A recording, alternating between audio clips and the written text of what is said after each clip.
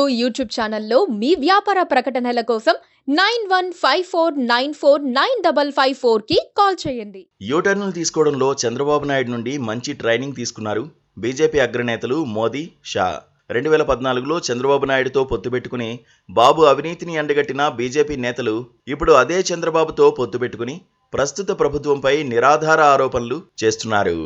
2019 ఎన్నికల సమయంలో పోలవరం ప్రాజెక్టు చంద్రబాబు నాయుడికి, టీడీపీకి ఏటీఎం మిషన్గా తయారైందని సాక్షాత్తు నాటి ప్రధాని మోదీయే అన్నారు. ఇప్పుడు బాబు తాము కలిస్తే పోలవరం 2 ఏళ్లలో అయిపోతుందని అమిత్ షా యూటర్న్ ఇచ్చుకున్నారు.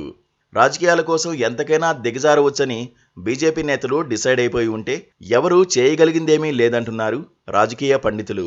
టీడీపీ, జనసేనలతో తమ జెండాను జతకట్టిన బీజేపీ ఇప్పుడు చంద్రబాబు నాయుడు రాసిచ్చిన స్క్రిప్టు చదవడానికి పరిమితమైంది. చంద్రబాబు నాయుడు ఏ ఆరోపణ చేయమంటే బీజేపీ అది చేసి పారేస్తోంది. ఈ క్రమంలోనే ఎన్నికల ప్రచారానికి వచ్చిన అమిత్ షా రకరకాల యూటర్న్లు తీసుకున్నారు. ఆయన మాటలు విన్నవారైతే షా కూడా చంద్రబాబు దగ్గరే యూటర్న్లు ఎలా తీసుకోవాలో, నాలిక ఎలా మడత పెట్టాలో నేర్చుకుని ఉంటారని అంటున్నారు. ఏపీలో ప్రస్తుత ప్రభుత్వం అవినీతి కారణంగానే పోలవరం ఆలస్యం అవుతోందని అమిత్ షా పెద్ద అబద్ధం ఆడారు.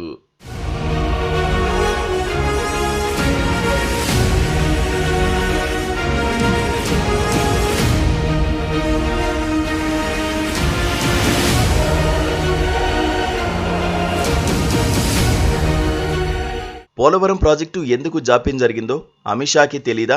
బీజేపీకి అందులో పాత్ర లేదా? రాష్ట్ర విభజన చట్టంలో పోలవరం ప్రాజెక్టును జాతీయ ప్రాజెక్టుగా ప్రకటించారు.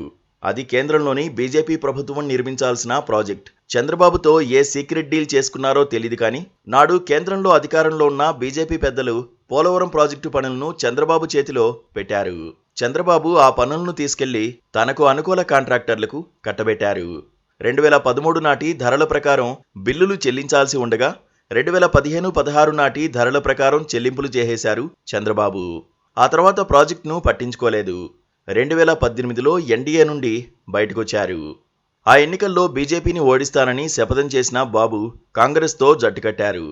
ఆ ఎన్నికల్లో చావు దెబ్బ తిన్నారు. 5 ఏళ్ల తర్వాత ఒకరినొకరు తిట్టుకున్న టీడీపీ, బీజేపీలు మళ్లీ జట్టు కట్టాయి. నాడు ఎందుకు విడిపోయారో చెప్పలేదు, నేడు ఎందుకు కలిశారో చెప్పలేదు. చంద్రబాబు మాత్రం అప్పుడు విడిపోవడానికి రాష్ట్ర ప్రయోజనాలే కారణమని అన్నారు. ఇప్పుడు అదే బీజేపీతో కలవడానికి రాష్ట్ర ప్రయోజనాలే ముఖ్యమని అదే అబద్ధాన్ని వినిపిస్తున్నారు. బాబు యూటర్న్లు తీసుకోవడం కొత్త కాదు. కానీ కేంద్రంలో అధికారంలో ఉన్న బీజేపీ కూడా బాబు అడుగుజాడల్లోనే నడవాలా అంటున్నారు రాజకీయ పరిశీలకులు.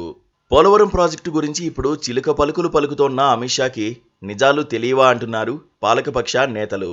తిరుమలలో ఇదే అమిత్ షా కాన్వాయ్పై రాళ్లదాడి చేయించిన ఘన చరిత్ర చంద్రబాబుది. నాడు బాబుపై నిప్పులు చెరిగిన బీజేపీ నేతలు నేడు బాబు మాయలో పడి మౌనంగా ఎంజాయ్ చేస్తున్నారని రాజకీయ పండితులు సెటైర్లు వేస్తున్నారు. చంద్రబాబు నాయుడి ట్రాప్లో పడ్డ రాజకీయ నాయకులు బాగుపడినట్లు చరిత్రలో ఎక్కడా లేదంటున్నారు రజనీకాంత్ స్టైల్లో. అమిత్ షా అలా వెళ్ళగానే మోదీ ఇలా ఏపీ వచ్చారు.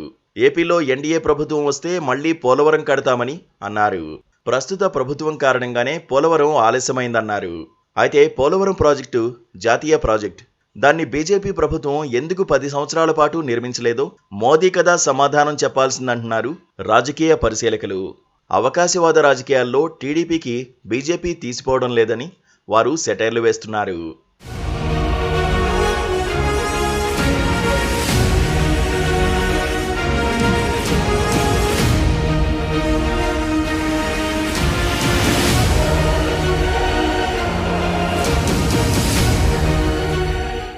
subscribe to KTV Telugu. KTV Telugu. KTV Telugu channel.